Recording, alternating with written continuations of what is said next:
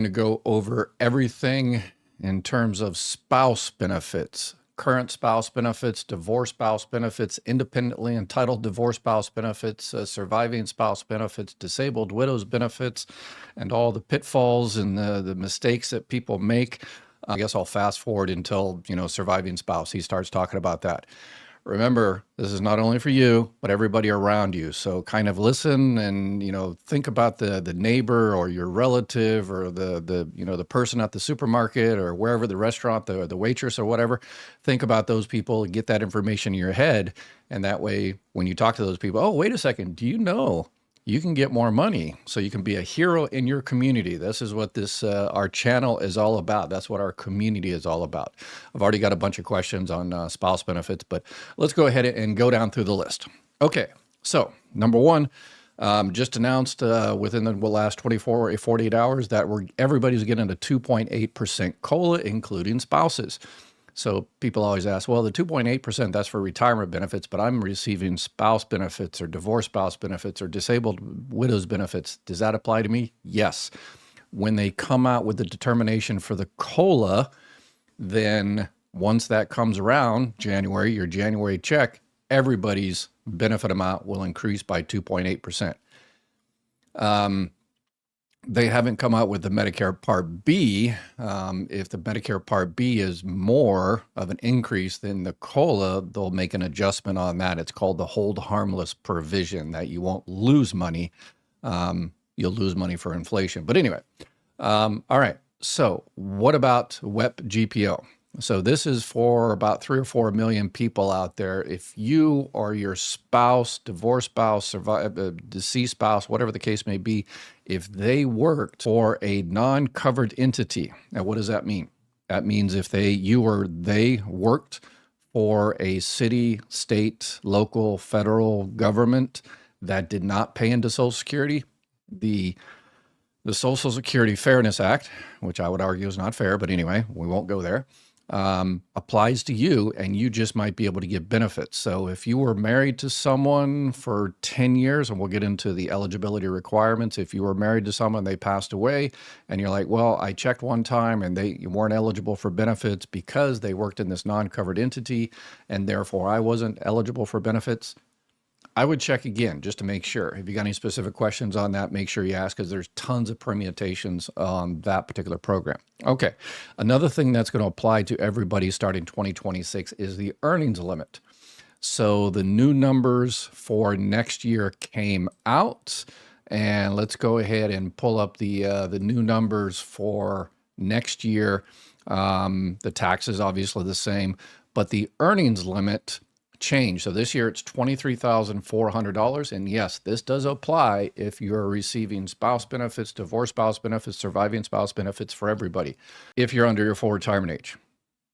So if you're a surviving spouse, widow, widower, whatever you want to call it, Social Security calls it surviving spouse, or divorce spouse or whatever, and you're under your full retirement age and receiving benefits, you have to stay under the annual earnings limit. And this year it's $23,400. Next year it's going to be $24,480. So anything over that, they hold back $1 for every $2 you go over. And then the year you turn your full retirement age, it goes up to about $65,000 for next year. Let me move that up a little bit. And then once you hit your full retirement age, you can go back to making $1 billion a month, and it doesn't affect your benefits negatively at all. Okay. So that applies to everybody, again, under your full retirement age. Okay, let's go through all the eligibility requirements.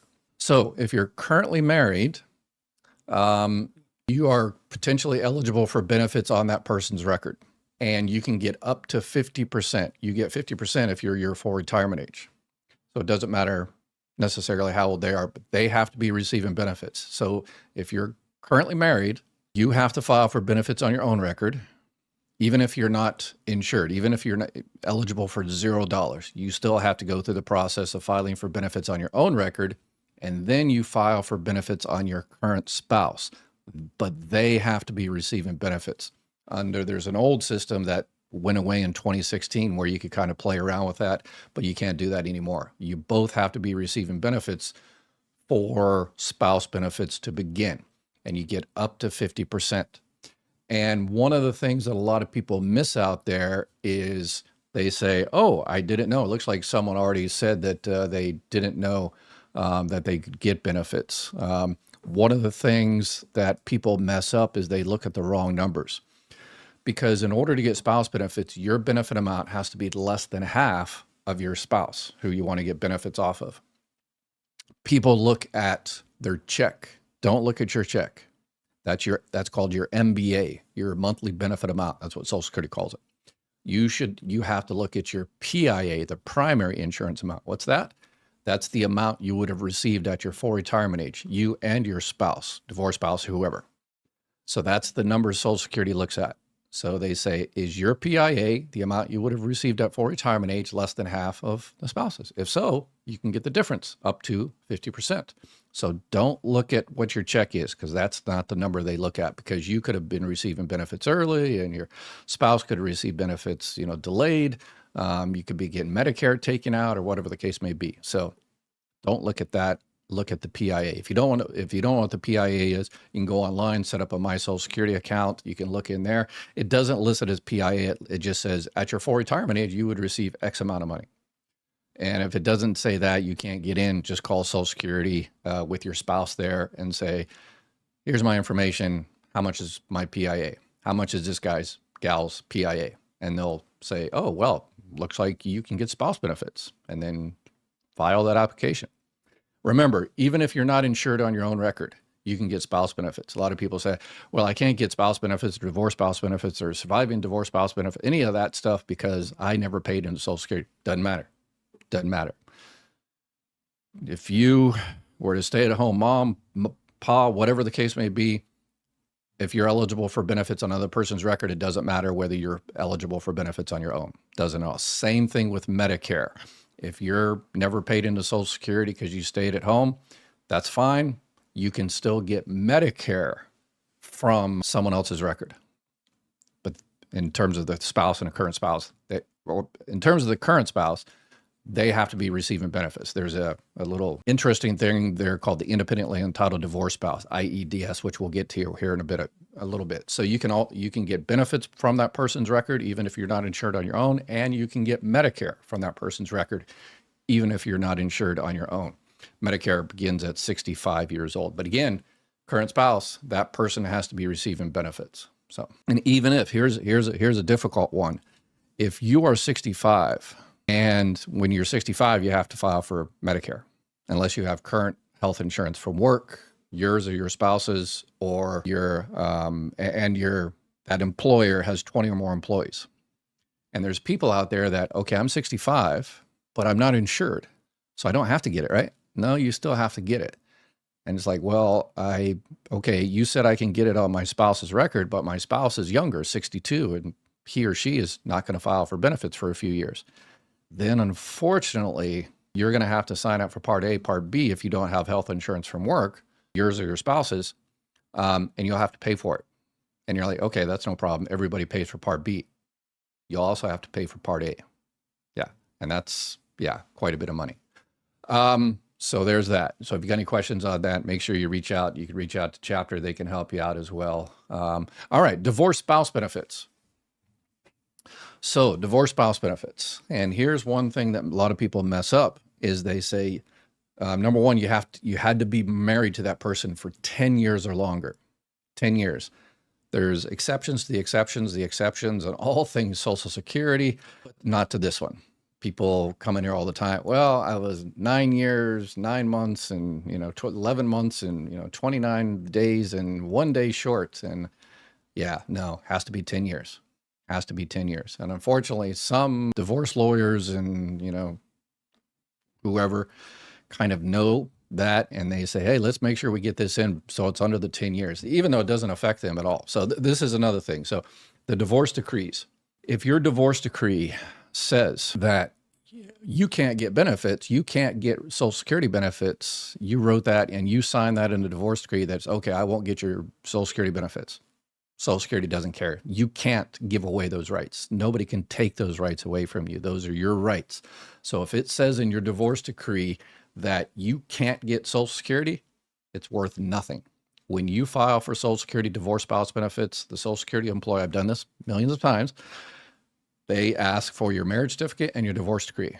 And they only look at 6 things: names, when you were, the 2 names, when you were married, the 2 names, plaintiff, defendant, and when you were divorced. That's it. They don't look at anything else in the divorce decree. They only look at those 6 things. So anything on there on page 25 about you giving up your rights to Social Security, yeah, it might matter somewhere else. They might say, well, if you get Social Security, we're going to take alimony away or something like that. But you can't give away your Social Security rights. Okay. So we see people trying to make that trick, do that trick all the time. Remember, divorce spouse benefits. We had someone here that was losing about $1,000 a month for years because she thought she was married to someone earlier in her life, and then she got remarried. And she says, well, because I got remarried, that negates that first one, so I can't get any benefits off that first one. Incorrect. Because the second marriage and the third marriage or the fourth marriage or fifth marriage, or whatever the case may be, that's ended.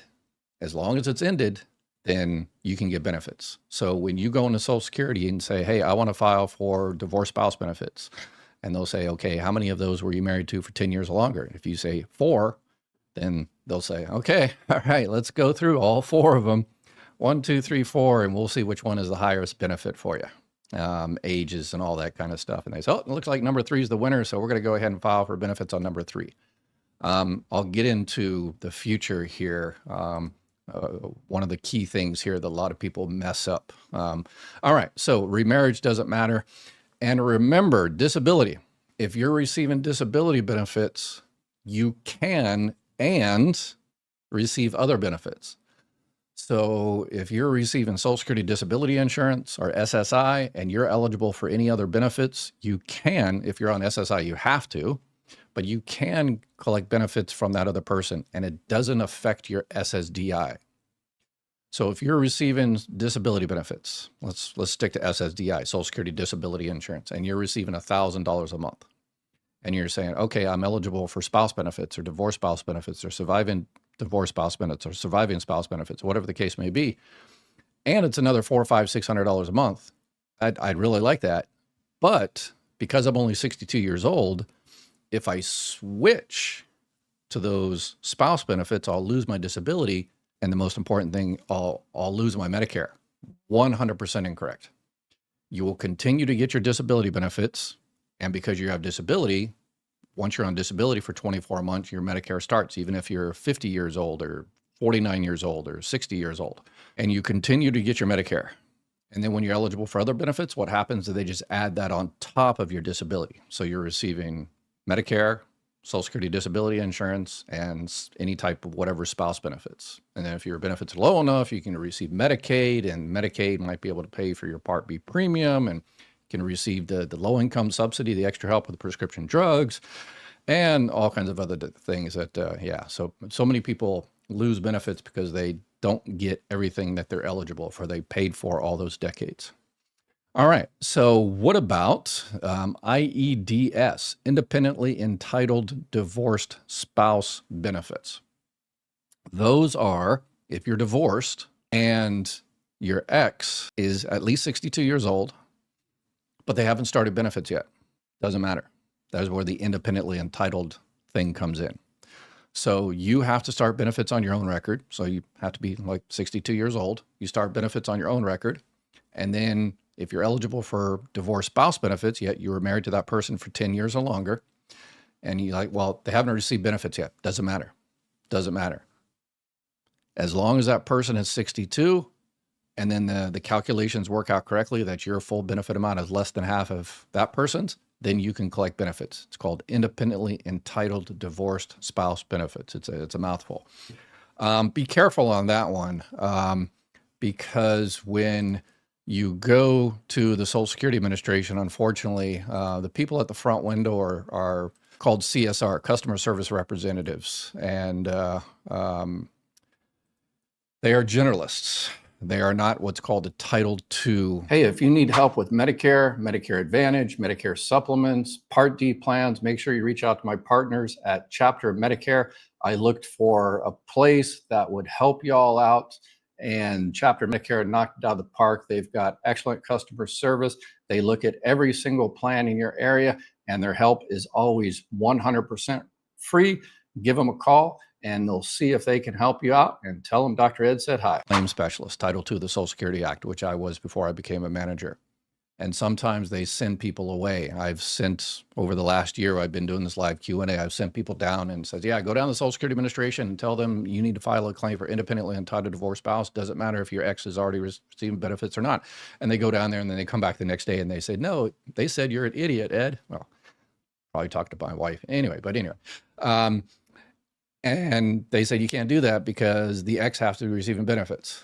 And so that's why on my website, mygovexpert.com, if you click on the Social Security, you click on family, it goes into family benefits there, and you click on independent divorced, and then I have the Social Security reference down there. One of the only differences, so there's the reference, so you can print that off, and that way when you go down to the local office and get those benefits and they say, no, your ex has to be receiving benefits, you just throw that, or you don't throw it, you politely pass it through the window, and they'll get you all set up. And then make sure you tell that office they need to do training on that particular policy. One of the things about the independently entitled divorce spouse benefits is you do have to be divorced for 2 years from that person. That's the only thing. People think, people think the 2-year divorce is for everything. No. Only for independently entitled divorce spouse benefits. So again, that is for the exes who have not restarted their benefits yet. So they're 62 years old and they're wanting to wait till they're 67 or 70, or, because they don't need the money, or sometimes just to spite you. And they say, well, if I don't start my benefits, you can't get benefits from my record. And no, you can still get benefits in your record, buddy. Sorry. And here's another one. The ex's new family. Sometimes I win this battle. Most of the times I win this battle, but sometimes I lose it. And I say, hey, you're eligible for benefits on your ex's record. Oh no, I don't want to file because it'll affect their record and they'll know about it, and it'll, reduce their benefits for their new children and new spouse. And no, it won't do any of that. They won't know about it. It won't affect their benefits or their new spouse or their kids, new kids, any of that won't affect those benefits whatsoever. And people say, oh, okay, in that case, I'll go ahead and file. But there's sometimes people say, I don't want anything from that person. I don't care if it affects them. I don't want anything. And it's like, well, it's not really from that person. It's, that person paid FICA and their money is sitting in Washington somewhere to, chock full of canned nuts out in the back of the White House or something. Maybe that's what they're digging up over there. That's your money just sitting there. Has nothing to do with them anymore. That's your money. And most of the times I win that battle, but sometimes people say, I don't care. I still, it's another $100, $500, $1,000 a month, but it has some type of relation to that person and I don't want it. So yeah, you can't win them all. All right, surviving spouse benefits.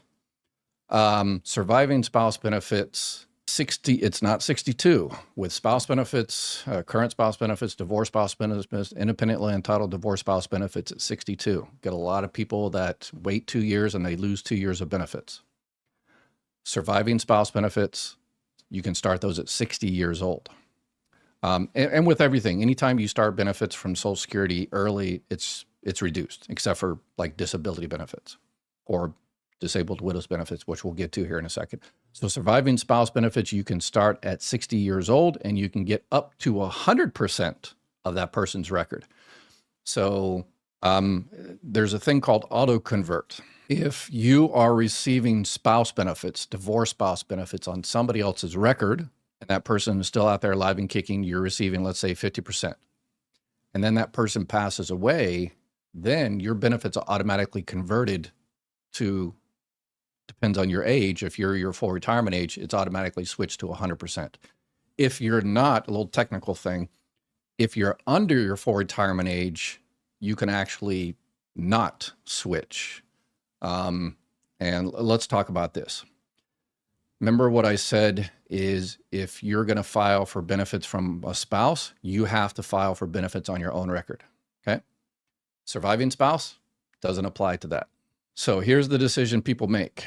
let's say someone's 62 years old and they're eligible for benefits on their own record, and they're also eligible for benefits as a surviving spouse, widower, again, same thing.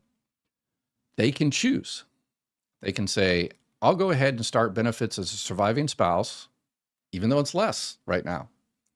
Because if I don't touch my own benefits will continue to increase all the way until you're 70 years old. So after your full retirement age, you get what's called delayed retirement credits, 8% added on every year. So you can wait till you're 70 years old. Don't wait past that. Don't wait past that. So you get surviving benefits, and then you just let yours continue to increase. And then any time between that and you hit 70 years old, you say, well, okay, now it's $100 more. I'll wait till next year. $200 more. I'll wait a little bit longer. $300. Oh, okay, I think that's the trick. I'll go ahead and switch over to your own record. So, and you can also do the opposite. If you can go ahead and start benefits on your own record and then switch over to surviving spouse benefits.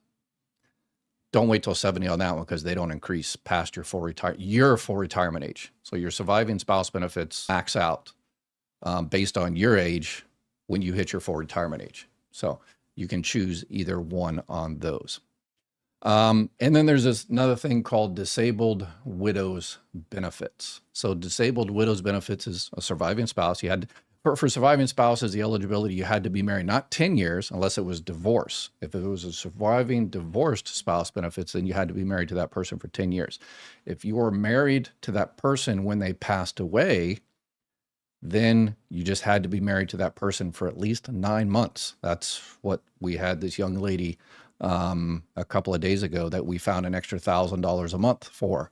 She was only married to the person for 6 years. She thought she couldn't get it because only married 6 years, but she was actually married to that person when they passed away.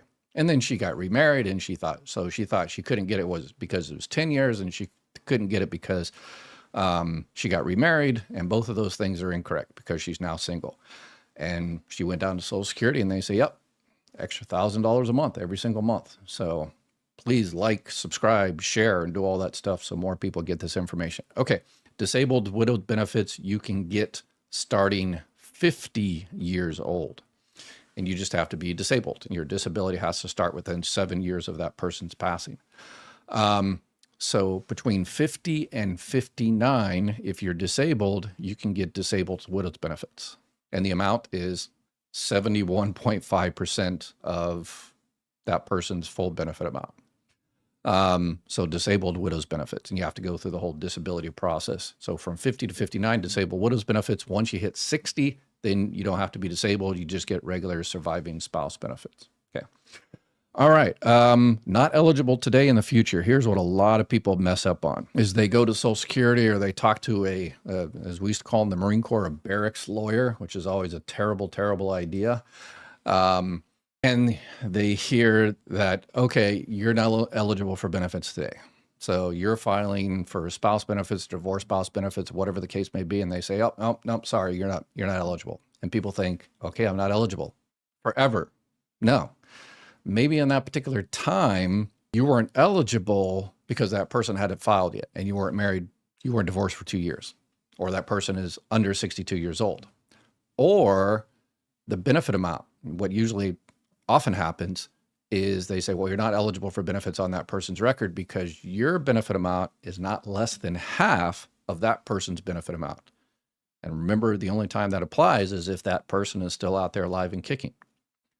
So people say, I went to Social Security 5 years ago, and they said I'm not eligible for spouse benefits. Talk to those people and ask, okay, is that person still out there? I don't know. Oh no, that person passed.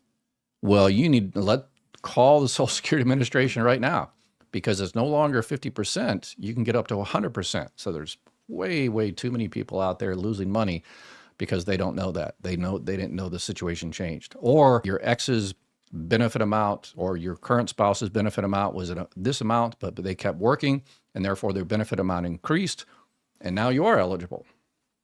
So there's a lot of things. And then one last thing, before I get into husband and wife, delayed retirement credits. You cannot get delayed retirement credits from a spouse. So delayed retirement credits is if you're working, and you start your benefits after your full retirement, or even if you're not working, it doesn't matter.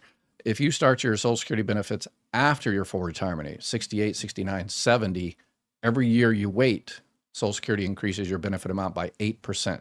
So if your full benefit amount at 67, let's say your full retirement age is 1,000, if you wait until 70, you're going to get $1,240. But if a spouse is entitled to benefits on your record, it's not going to be the $1,240. It'll be the $1,000 that they'll look at, unless you pass away. Surviving spouses can get those delayed retirement credits. Regular spouses cannot. So, and again, 1,000 permutations on all this. So if you got any questions, make sure you ask them there. Join my live Q&A anytime. I do them pretty much every day, 3 o'clock West Coast time, 6 o'clock East Coast time. And okay. One final cautionary tale for those people out there that have a business, husband and wife that have a business. Your tax accountant is for taxes. Quite often I have found that they don't know Social Security. So if you and your spouse have a business, you just have to be careful. Cautionary tale. Quite often, tax accountants, they put all of the earnings under one Social Security number. And that's fine, for tax purposes, whatever. But they also put all the Social Security FICA tax under one Social Security number. And which is fine if you're definitely going to be married forever. You're never going to get a divorce. But what happens is, see a lot of divorced spouses, and they reach 62 and they go to file for Social Security because they need that money. And it's like, sorry, you never paid into Social Security. What do you mean? My husband had a business for 30 years and we made millions of dollars or something. Yeah, but all of that went under your spouse. The accountant didn't put any of that under you. And then, obviously once you can file for, divorce spouse benefits and stuff like that. But depending on the age, sometimes people miss out on that. So just be careful. Just, make sure you're doing that correctly.